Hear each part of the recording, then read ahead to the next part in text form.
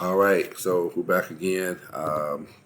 Been wanting to update y'all. Want to put out a few extra videos here. So this one's going to be on you viewers, and I need some help for you viewers. I know it's a lot of paralegals, lawyers, and stuff like this that watch the channel and view the videos, and thank you.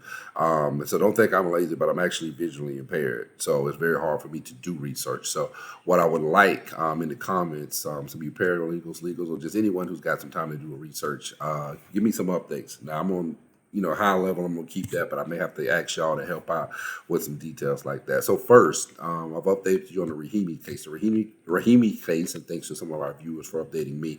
Rahimi case is fully briefed in the United States Supreme Court, and we're waiting on an answer on that. And that may it may give us opinion relating to if convicted felons can possess firearms. So we may get something like that. Now, some of the other cases that are even more direct, of narrow in scope, is what we're looking for as far as being able to get your gun rights back as a convicted felon.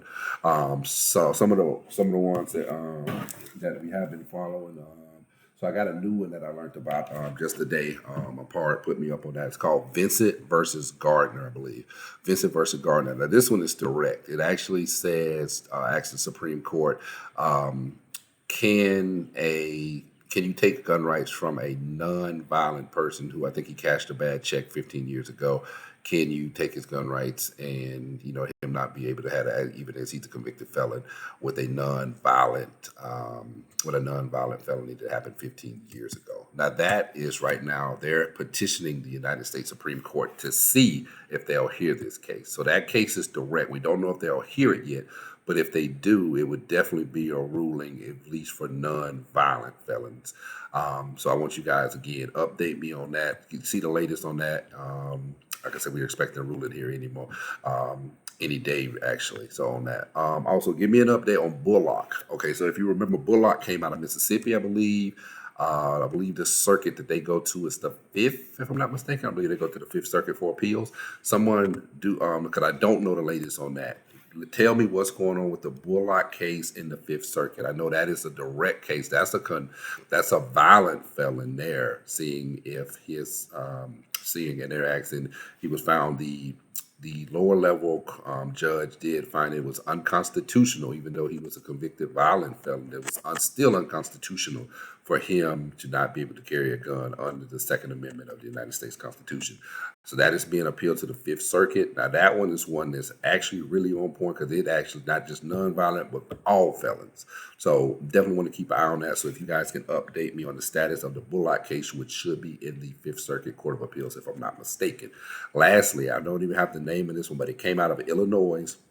Same thing about, I believe it was a violent, but can a convicted felon have a gun? Came out of Illinois. The judge ruled that it was unconstitutional for him to, saying that he could not possess a gun as a convicted felon.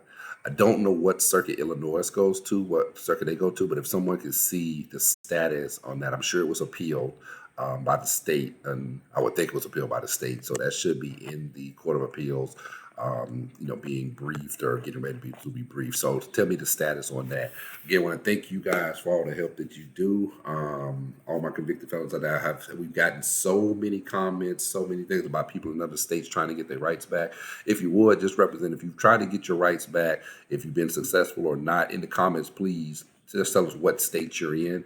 And again, if some of the people who watch this and know what's going on and don't mind doing a little digging for me, see if you can answer some of those questions for the status in some of those cases. We will revisit, and we will be following to see what's going to be coming down the pipeline on these cases as far as convicted felons able to carry firearms maybe here in the future. So anyways, thank you guys. If you haven't subscribed, please do like the video so it's pushed out to more like-minded people, and we'll catch you on the next one.